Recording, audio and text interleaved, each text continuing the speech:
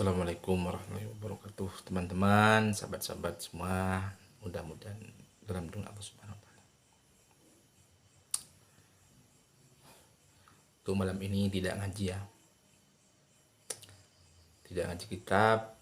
Cuma ada yang tanya tadi, apa Ustadz katanya Isra Mi'raj itu apa? Karena malam apa?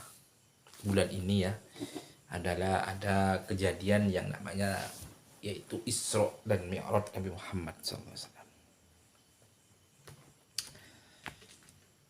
Isra Mi'raj itu sebuah perjalanan dari Rasulullah untuk menghadap Allah Subhanahu wa taala yang dilakukan dalam satu malam. Jadi Isra Mi'raj itu pertama kali Allah itu diperintahkan sholat ini terjadi ketika adanya peristiwa Isra Mi'raj ini. Dan Rasulullah SAW juga melakukan perjalanan dari mana? Dari Mekah ke Masjidil Aqsa.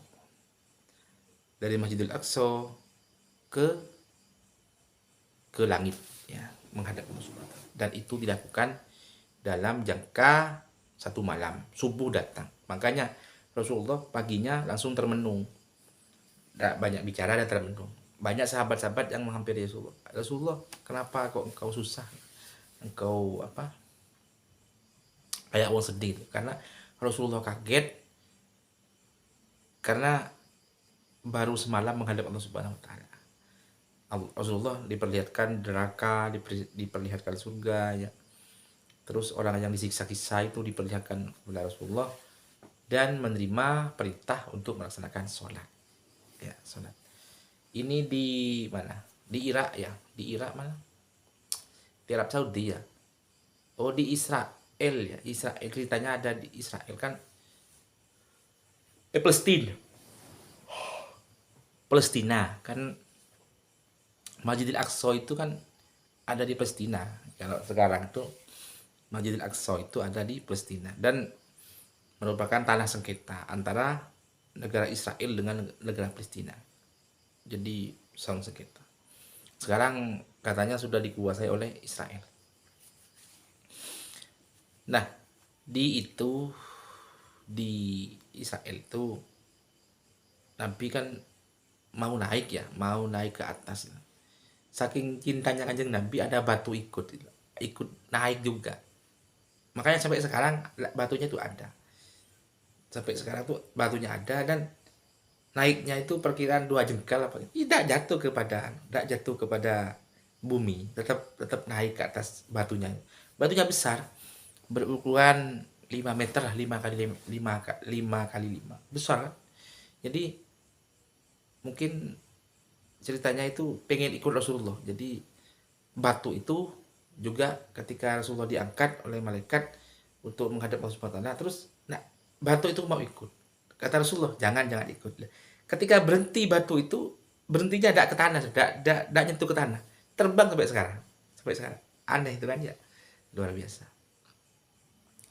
Jadi menurut saya kalau kita semua tidak mengakui dan tidak yakin kepada Islam, ya apa ya, hal yang memang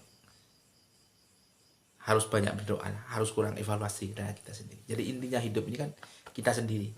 Kalau kita sendiri ini mampu menjalaninya, mampu sabar, mampu memperjuangkannya, mampu istiqomah, ya kita semua akan kembali ke dirinya. Sama dengan Rasulullah, sahabat tanya kepada Rasulullah ketika selesai perang Uhud. Ya Rasul, perang apa yang lebih besar daripada perang Uhud kan? Jadi perang Uhud itu perang yang umat muslim kalah ketika itu. Karena pasukan panah tidak patuh kepada Kanjeng Nabi, hanya tergiur kepada harta rampasannya. Akhirnya di perang Uhud itu banyak umat muslim berguguran, banyak yang gugur. Termasuk pamannya Kanjeng Nabi Sayyidina Hamzah yang kepalanya dibuat seperti bola itu ya.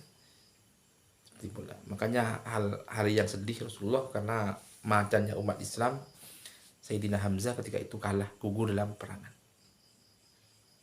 Jadi sahabat tanya kepada Rasulullah, ya Rasul, apa perang apa yang lebih besar kesedihan dan peperangan ini daripada perang Uhud gitu, kata sahabat tanya Rasulullah. Rasulullah menjawab, yang lebih besar perang setelah perang Uhud ini yaitu perang kepada diri kita sendiri, yaitu menahan diri kita sendiri, menahan nafsu, menahan apa ya, kesabaran lah, menahan menjinakkan hati.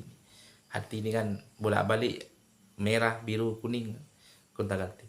Jadi kalau kita ada istiqomah, kita tidak bisa menjaga hati ini, maka kita akan rusak sendiri.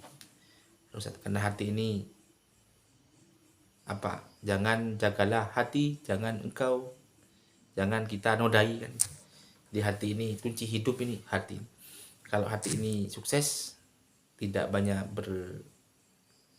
berkeinginan yang tidak, insya Allah semua akan menentukan kesuksesan kita. Begitu. Contoh, ada orang yang nyalah kalau kita, kan kadang-kadang sulit ya kalau hati ini tidak bergerak, kadang tidak terima. Kalau diginikan ikhlas, inilah sudah nyampe pribadi kita untuk menjadi yang lebih baik. Mudah-mudahan kita termasuk ya, dan tetap bisa istiqomah untuk berbuat yang terbaik. Jadi Isra dan Mi'raj itulah kejadian Isra Mi'raj, dan setelah itu akhirnya Rasulullah punya perintah melakukan sholat 5 waktu yang asalnya jumlahnya itu 50 rakaat ya, 50 rakaat ditawar oleh Allah, ditawar akhirnya terjadi kepada sebanyak 17 rakaat atau 5 waktu duhur, asar, maghrib, isya, subuh. Padahal sudah menjadi 5 waktu. Dari 50 rakaat, 50 waktu menjadi, dari 50 rakaat menjadi 17 rakaat dan 5 waktu. Itu pun kita banyak, kadang-kadang kita itu masih tidak bisa melaksanakan sholat dengan maksimal. Kita serba terbatas, serba lemah, dan tidak punya harga diri apa-apa selain kita numpang hidup dan numpang nafas kepada Allah Subhanahu wa taala. Mungkin itu ya yang bisa kami sampaikan. Salam sehat juga buat keluarga semuanya, lancar. Ini bulan Isra Mi'raj, dan sebentar lagi perkiraan kurang 45 hari lagi kita akan melaksanakan sholat kita akan melaksanakan ibadah puasa Ramadan. Mudah-mudahan kita itu mampu dan kuat menjalankan ibadah puasa bulan suci Ramadan. Amin ya Rabbal alamin. Terima kasih ya. Salam sehat juga, salam berkah. Assalamualaikum warahmatullahi wabarakatuh.